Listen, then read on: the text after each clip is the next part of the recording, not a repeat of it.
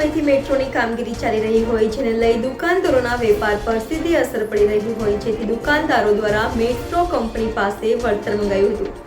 જોકે હજુ પણ અનેક વેપારીઓને વળતર ન મળ્યું હોય જેને લઈ વેપારીઓએ વિરોધ નોંધાવ્યો હતો.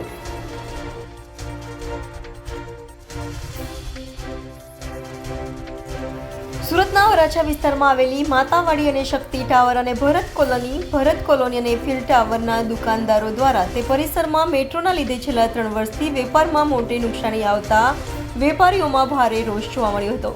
છેલ્લા 1 વર્ષથી રજૂઆત કરવા છતાં અધિકારીઓના પેટનું પાણી ફરતું ન હોય તેવું લાગી રહ્યું છે.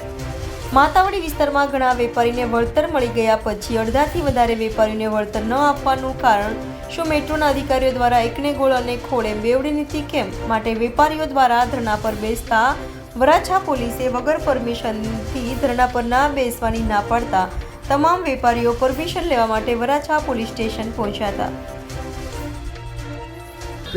સાહેબ, બહુ સીધી રીતે વાત કરું ને તો છેલ્લા 10-12 મહિના પહેલાંથી અમે એક પ્રોસેસ ચાલુ કરી છે કમ્પન્સેશન માટેની. જે મેટ્રોનું કમ્પન્સેશન ઓલ ઓવર ઇન્ડિયામાં ગવર્મેન્ટ આપે જ છે, એવું નથી કે અમે પહેલાં છીએ. અને આ રૂટમાં જ્યાં અમે અત્યારે ઊભા છીએ માતાવાડીમાં, ત્યાં બી અડધાને આપી દીધું છે ઓલરેડી ને અડધાને બાકી છે, અને સેન્ટ્રલ વેરહાઉસમાં બધાને બાકી છે. અમે 10-12 મહિનાથી આ લોકોના બધા જ અધિકારીઓને કમસે કમ 50 વાર મળી આવ્યા છીએ. અત્યાર સુધીમાં બધાએ જ અમને ગોળ ગોળ વાતો કરીને અત્યાર સુધી ગુમરાહ જ કર્યા છે. અમે જઈએ એટલે સારી વાતો કરે, પછી પાછા એ ના આવે, પછી પાછા એ ના આવે. હવે અમે થાક્યા છીએ, કેમ કે 2 વર્ષ કોરોનાના, એની પછીથી 3 વર્ષથી અમે અમારા ધંધા અત્યારે બંધ થઈને બેઠા છે, એમ જ કહી શકું.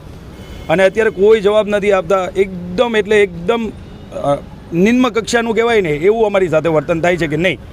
એટલે અત્યારે અમે એવી ડિમાન્ડ કરી છે. બીજું કે સેન્ટ્રલ વેરહાઉસમાં સ્પેશિયલી લગભગ છેલ્લા 10-12 મહિનાનો મેં રિપોર્ટ માંગ્યો છે, લગભગ 10 વાર, કે ભાઈ તમે 10 મહિનામાં ઉપર શું કામ કર્યું છે. રોડની ઉપર કંઈ કામ છે જ નહીં. લગભગ સમજી લો ને, નહીં જેવું કામ થાય છે તો બી રસ્તાને 10 મીટર કે 10 ફૂટ કે 5 ફૂટ બી ખોલતા નથી. એટલે અમે અત્યારે એવી ડિમાન્ડ કરી છે કે જે બી ઉપરી અધિકારી છે, જેને અમે અત્યાર સુધીમાં 50 વાર મળી આવ્યા છીએ, પણ હવે અમે મળવા નથી જતા. અહીંયાના જે આ લોકોના ઓફિસર છે એમને કીધું છે કે એમને તમે પર્સનલી અહીંયા બોલાવો અને એકવાર અમારી સાથે વાત કરાવો. અમારા 3 મુદ્દા છે કે જે લોકોને મેટ્રોના લીધે જે લોકોને પર્સનલ લોસ ગયો છે, કે જેમ કે વરસાદમાં એ લોકોની મિસ્ટેકને લીધે શોરૂમમાં પાણી ઘૂસી ગયા છે, માણસોને પોતાના માલની નુકસાની થઈ છે, એની અમે અરજી કરી છે. એનો કોઈ જવાબ નથી દેતા. એ જવાબ આપો, એનું કમ્પન્સેશન વળતર આપો. બીજું કે જે ગવર્મેન્ટના લો પ્રમાણે મેટ્રોથી ઇફેક્ટેડ થયેલા જેટલા બી માણસો હોય એ લોકોને ગવર્મેન્ટ પોતે રિલીઝ કરે છે ફંડ.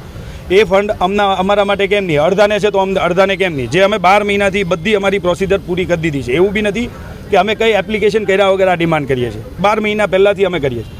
ત્રીજું એ છે કે જરૂર વગરના રસ્તા 3 વર્ષથી હેરાન કરીએ છીએ, એ ઓછું નથી. એટલે હવે જરૂર વગરના રસ્તાને ખોલી આપો. આ 3 વસ્તુ તમે અહીંયા તમારી જે ઓફિસ છે ત્યાં આવીને અમને મળીને અમને લેખિતમાં આ 3 વસ્તુનું સમાધાન આપો. અને લેખિતમાં બી અમે એવું પ્રેશર નથી કહેતા કે અમને 2 દિવસમાં જવાબ આપો. અમે એટલું જ કહીએ છીએ, તમારાથી જ્યારે થાય હોય ને એ અમને લેખિતમાં આપો. 10 દિવસમાં, 15 દિવસમાં, મહિનામાં, 2 મહિનામાં, જે બી ટાઈમ હોય. અમે એમાં કોઈ પ્રેશર નથી બનાવતા. અમે બહુ પ્રેમથી વાત કરીએ છીએ.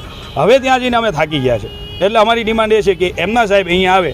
પણ 3 દિવસથી અમે આ વસ્તુ ચાલુ કર્યું છે ને તો બી એ લોકોનું એવું વર્તન છે કે જાણે એ પોતે એક એવા લેવલના માણસો છે કે અહીંયા અમને મળવા નથી આવતા. એ એટલી જીદ કરે છે કે અમે મળવા નહીં આવે. તો અમે તો 50 વાર જઈ આવ્યા છીએ, તો હવે એ લોકો શું કામ ના